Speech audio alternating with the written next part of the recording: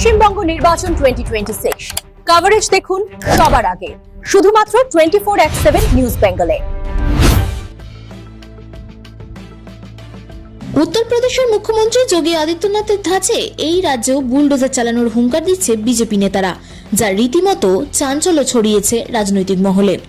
বিষ্ণুপুর বিধানসভা কেন্দ্রের তৃণমূল কংগ্রেস মনোনীত প্রার্থী দিলীপ মণ্ডল আশুতিটু নওবাদ অঞ্চল তৃণমূল কংগ্রেস কমিটির কর্মী সভায় বিজেপি নেতাদের এই কর্মকাণ্ডের কড়া সমালোচনা করেন।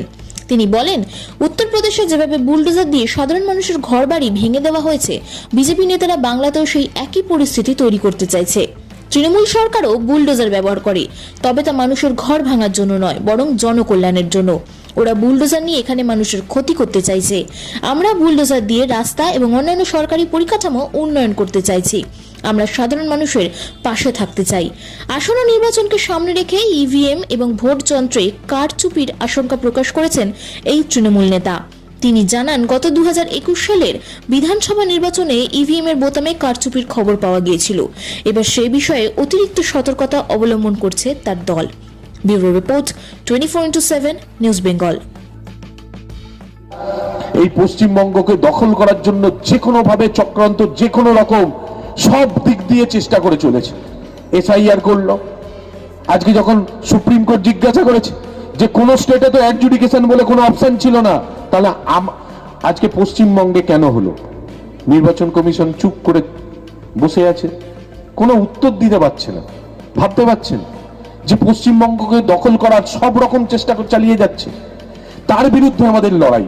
এটা আমাদের দুটো বুথ নিয়েই আমাদের এই কর্মী সভা, যেহেতু এটা একটা বিচ্ছিন্ন একটা অঞ্চল, সেই জন্য এখানে পাশাপাশি দুটোই বুথ আছে, সেই দুটো বুথকে নিয়েই আমরা করেছি।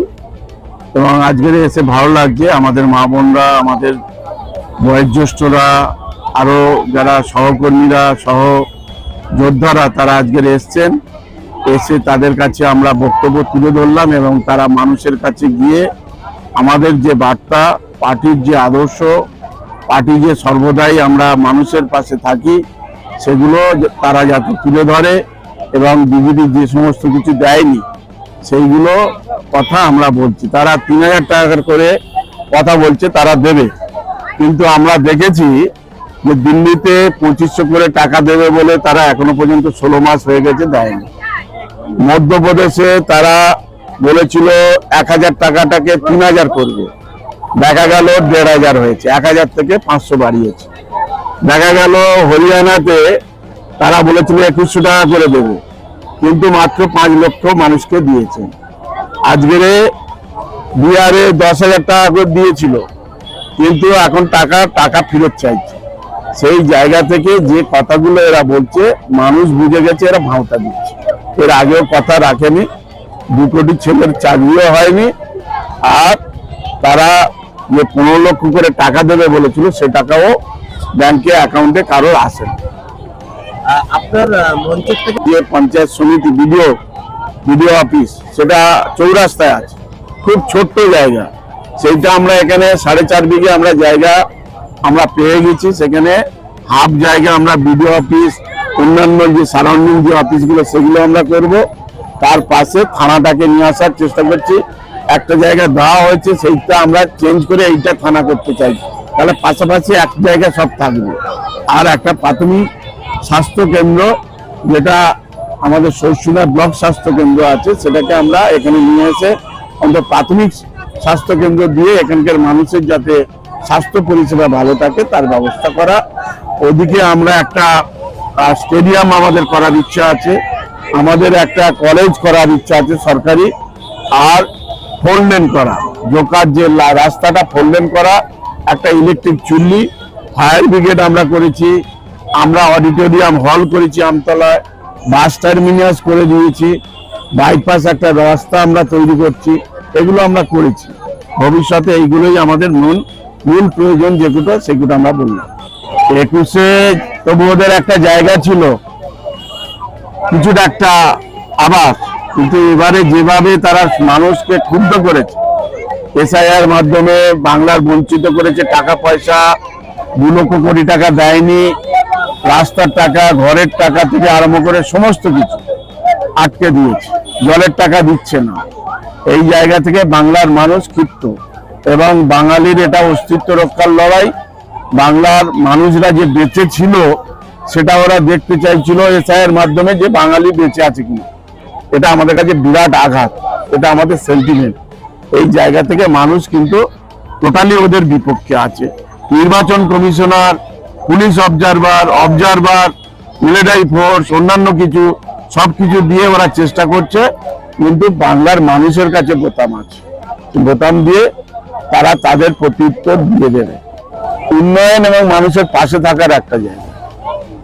উন্নয়নের চেয়ে মানুষের সঙ্গে কতটা আমরা সময় দিই, কতটা আমরা তাদের পাশে থাকি, আপদে বিপদে তাদের সঙ্গে কতটা থাকি, এটার উপরে এবং তার সাথে উন্নয়ন এবং মানুষের সাথে ব্যবহার, এগুলো নির্ভর করে। সেই জায়গায় তারা ঘর থেকে বার হয়ে এসে আমাদেরকে ফুল থেকে আরম্ভ করে, আশীর্বাদ থেকে আরম্ভ করে, হ্যান্ডশেক থেকে আরম্ভ করে সমস্ত দিক দিয়ে তাদের মুখে আমরা হাসি দেখতে পাই। এটাই হচ্ছে আমাদের বড় প্রাপ্তি। যেমন ভাবে বুলডোজার দিয়ে মানুষের ঘর বাড়ি ভেঙে দিয়েছেন, ঠিক সেইভাবে বাংলার এখানে বুলডোজার দিয়ে রাম রাজত্ব তৈরি করবেন। আমরা দেখতে পাচ্ছি নওডায় কয়েক হাজার শ্রমিক তাদের পারিশ্রমিক পাচ্ছে না বলে তারা আন্দোলন করছিলেন। তাদের পুলিশ লাঠিপেটা করে কাঁদানো গ্যাস দিয়ে তাদেরকে হটিয়ে দিয়েছে। এখানেও সেই ধরনের একটা অপচেষ্টা, ওরা বুলডোজার নিয়ে এখানে মানুষের ক্ষতিগ্রস্ত করতে চাইছে। আর আমরা বুলডোজার দিয়ে রাস্তা, আরো বিভিন্ন পরিকাঠামো, সরকারি পরিকাঠামো, সেই যন্ত্র, একই যন্ত্র আমরা উন্নয়ন করতে চাইছি, আমরা রাস্তাঘাট করতে চাইছি, আমরা মানুষের পাশে থাকতে চাইছি।